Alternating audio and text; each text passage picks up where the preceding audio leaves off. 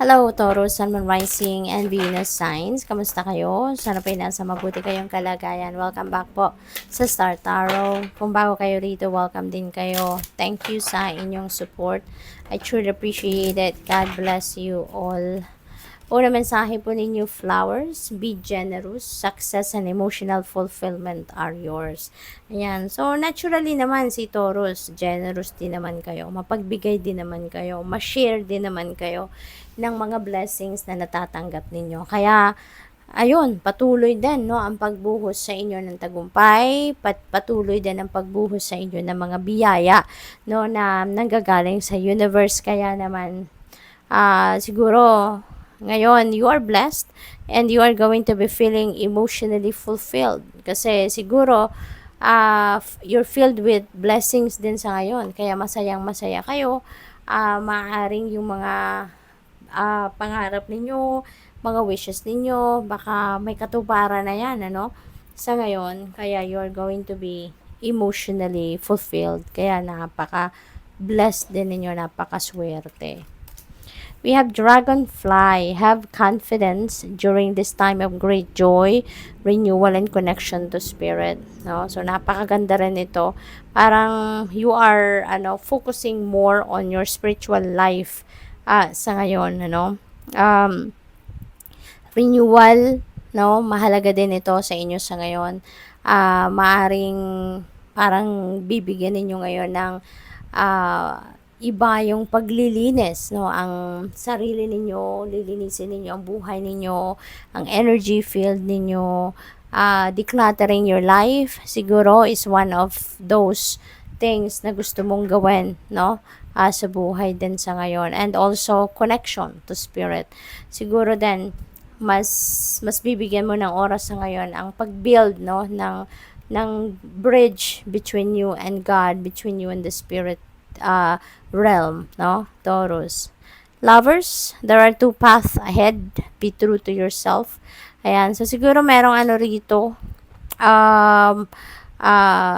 pagbubuo ng bagong relationship. Yan ang napipick up ko dito.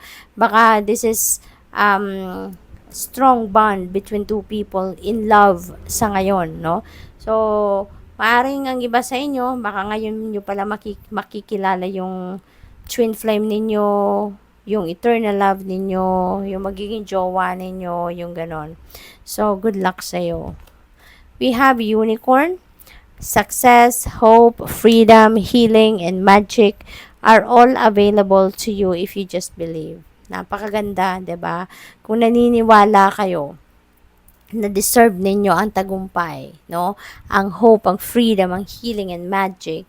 If you believe na deserve ninyo yan, rest assured na yan one day ay mangyayari. One day, maa-achieve mo yan isa-isa, may experience mo yan isa-isa. Kasi, 'di ba? Our thoughts, our feelings, emotions are very powerful. Kung anong laman ng isip natin, anong laman ng damdamin natin, kung anong pinaniniwalaan natin, rest assured that that is coming to fruition. No? Kaya kung naniniwala kayo, lahat ng yan mangyayari, lahat ng yan dadating. No? So, tingnan natin kung ano pa ang mga mensahe para sa'yo.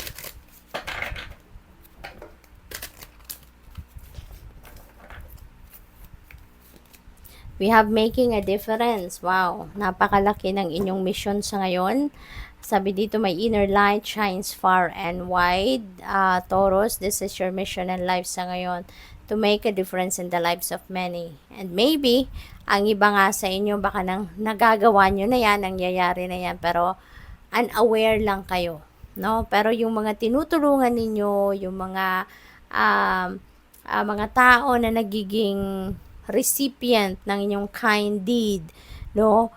They can see that, they appreciate that, no? At sila lang nakakaalam na you made a big difference sa buhay nila, no? Kasi maaring marami na kayong natutulungan, marami na kayong nababago ang buhay, pero unaware kayo sa ginagawa ninyo. May mga ganun talaga, lalo na kung galing sa puso, no? Ang ginagawa ninyo, it comes naturally, no? Hindi sinasadya, hindi pinipilit, yung ganon. So, what else? We have proceeding softly. My inner power grows in moments of quietude. Ayan, napakaganda, 'di ba? Siguro madalas din kayo na mag-reflection, madalas kayong magnilay-nilay, magmuni-muni. And with that, nakikinig kayo sa intuition and sa intuition ninyo. And yun ang gumagabay talaga sa inyo. So as you continue to work on whatever you are working on, as you continue to pursue kung ano man yung mga gusto ninyong ma-achieve, no? Kung ano man ang mission ninyo sa buhay, pagka-carry out ninyo ng inyong mga purpose sa buhay, you are guided. You are guided by the divine at maaring patuloy ninyong pinapakinggan at sinusunod yung guidance sa inyo. What else? Opening to love. Wow. So, love month talaga. Kaya, it's all about love din sa ngayon. So, parang ang iba sa inyo ngayon, may lovers talaga, energy sa taas. So, maybe ang iba sa inyo, lalo-lalo na doon sa mga singles out there, no? Baka ngayon, timing din, no? Na it's love month, so kaya siguro mas romantic kayo ngayon, mas may passion kayo sa ngayon for love, kaya maaring magbubukas na din ang puso ninyo sa pag-ibig. Maaring mag-entertain na din kayo ng manliligaw, or maaring magsisimula na kayong manligaw, yung mga ganon, no? So, you are opening yourself and your heart to love. Listening with your heart, look at that. I trust the messages I receive from my heart. See? Talagang, yung love, no? Malaki ang nagagawa. Malaki yung pagbabagong nagagawa ng pagmamahal at pag-ibig sa buhay natin, no? It really can move mountains din, 'di ba? Yung pagmamahal, maraming powers din 'yan. At karamihan din sa inyo sa ngayon, maaaring pagbubukas ninyo ng puso ninyo para sa pag-ibig, para sa pagmamahal ngayon. That is siguro, no, in-instill yan sa puso ninyo ng universe, no, na it's about time na para umibig ka, it's about time na para magmahal ka, it's about time na mag-entertain ka or tumanggap ka ng pagmamahal naman ng iba. So, sorry po na nagalaw. So, maaring yun din ang bulong sa inyo ng puso ninyo sa ngayon. Kaya, maaring papunta nga kayo doon sa direksyon na iyan. We have blessings. Look at that. See, ang daming biyayang paparating sa inyo. Napakaganda. Hindi specific kung anong klaseng blessings ito. So, this could be in any area of life. Maraming biyaya kasi plural form siya. May S, blessings. So, hindi lang ito isang bagay, hindi lang ito isang sitwasyon or pangyayari sa buhay ninyo. This could be a lot. No? Maraming biyaya ang parating. You can expect a lot of blessings. Taking risks. Ayan. So, siguro meron kayong mga sisimulan bagong chapter sa buhay ninyo rito. Maaring yan ay yung mga biyayang ito. Maybe these are various opportunities sa buhay ninyo na will require you to take risks. That will require you to come out of your comfort zone. Diba? For whatever that is an opportunity. Ibig sabihin, pag dumating yan ay para sa'yo. No? So, kaya maaring hindi mo na ito papakawalan sa ngayon.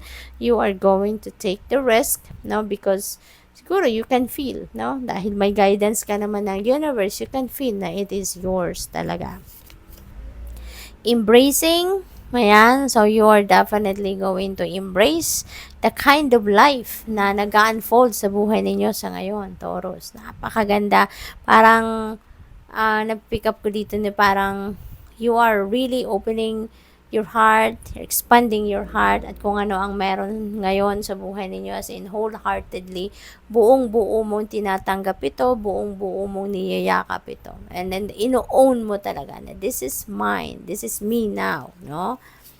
We have leadership. Wow. So, maaaring isa ito sa mga blessings, no, na makakamit niyo sa ngayon, ang leadership. No, maaring mapopromote kayo into a leadership role, no? Mag-a-assume siguro kayo dito ng managerial position, magiging manager na kayo, supervisor, mga ganon, no? So, good luck. Thank you for watching.